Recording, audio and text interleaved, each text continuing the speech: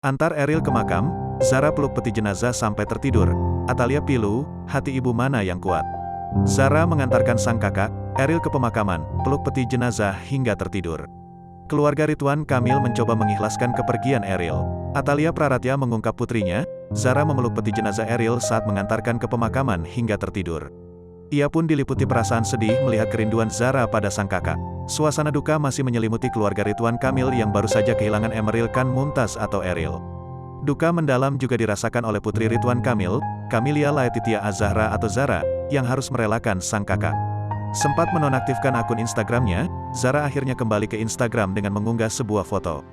Dalam foto tersebut, terlihat Zara yang tengah memeluk peti jenazah Eril di dalam mobil ambulans selama perjalanan menuju lokasi pemakaman.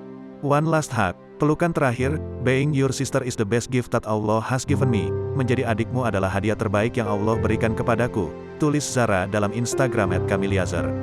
Isyaratkan ikhlas melepas Eril, Zara pun berterima kasih kepada sang kakak yang telah dianggapnya sebagai sahabat, partner, dan guru.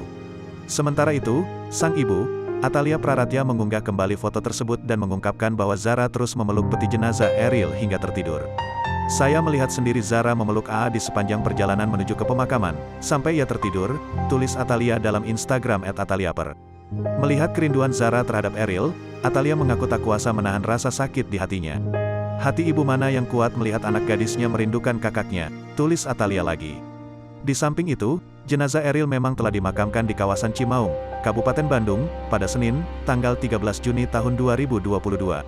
Eril akhirnya dimakamkan sesuai syariat Islam setelah 2 minggu menghilangi di Sungai Are, Bern, Swiss, sejak Kamis, tanggal 26 Mei tahun 2022.